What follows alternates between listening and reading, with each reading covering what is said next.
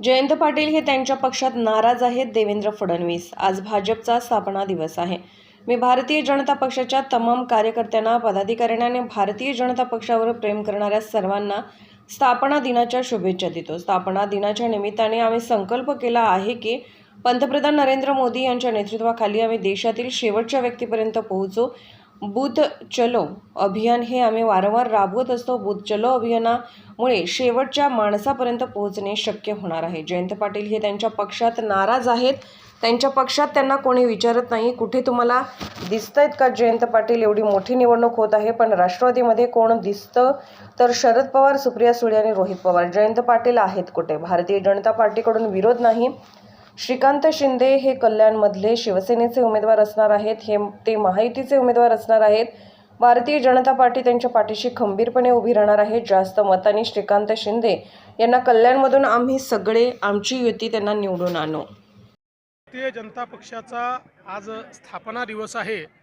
त्यामुळे मी भारतीय जनता पक्षाच्या तमाम कार्यकर्त्यांना, पदाधिकाऱ्यांना आणि विशेषतः भारतीय जनता पक्षावर प्रेम करणाऱ्या तमाम भारतीयांना या ठिकाणी या स्थापना दिवसाच्या खूप खूप शुभेच्छा देतो.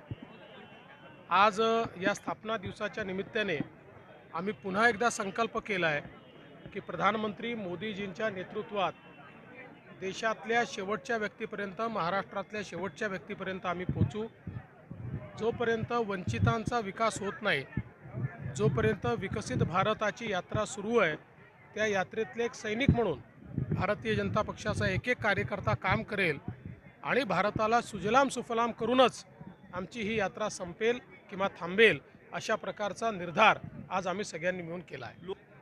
जयंत पाटीलच आजकाल इर्रेलेव्हंट झाले आहे.